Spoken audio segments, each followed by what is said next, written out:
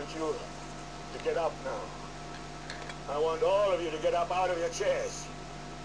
I want you to get up right now and go to the window, open it, and stick your head out and yell, "I'm as mad as hell, and I'm not going to take this anymore!" On the day of 7/7, Peter Power, the managing director of Visor Consultants, gave an interview to the BBC and ITN.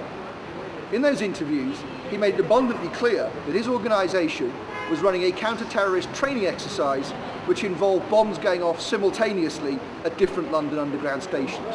Today we were running an exercise for a company, bearing in mind I'm now in the private sector, and we sat everybody down in the city, 1,000 people involved in the whole organisation, but the crisis team, and the most peculiar thing was we based our scenario on the simultaneous attacks on the Underground and mainline station.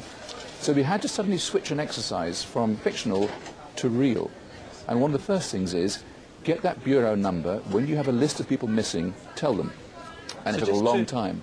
Just to get this right, you were actually working today on an exercise that envisioned virtually this scenario? Almost precisely. I was up until 2 o'clock this morning because it's our job, my own company, Visor Consultants. We specialise in helping people to get their crisis management response. How do you jump from slow time thinking to quick time doing? And we chose a scenario with their assistance which is based on a terrorist attack because they're very close to a property occupied by Jewish businessmen. They're in the city, and there are more American banks in the city than there are in the whole of New York. A logical thing to do. And I've still got the...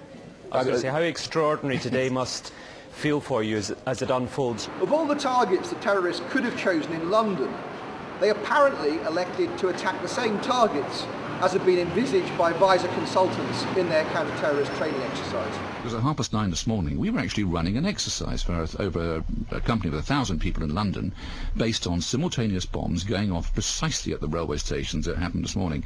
So I still have the hairs on the back of my neck standing upright. To get this quite straight, you were running an exercise to see how you would cope with this, and it happened while you were running the exercise? Precisely. And it was about 9:30 this morning. We'd planned this for a company, and for obvious reasons I don't want to reveal their name, but if they're listening they'll know it. And we had a room full of crisis managers for the first time they met. And so within 5 minutes we made a pretty rapid decision, this is the real one.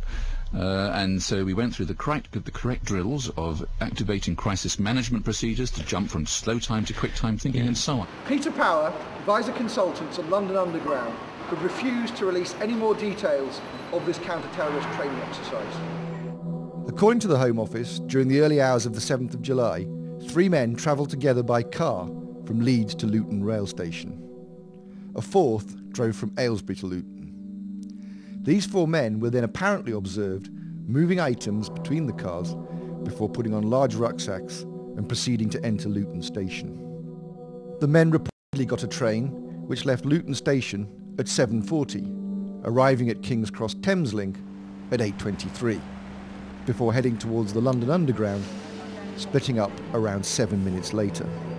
We contacted the King's Cross and Luton officials. They let us have the databases for that morning. The train was clearly cancelled, and we then interviewed commuters on the platform. They told us that it wasn't running that day, and we got details of how each of the trains that did run were delayed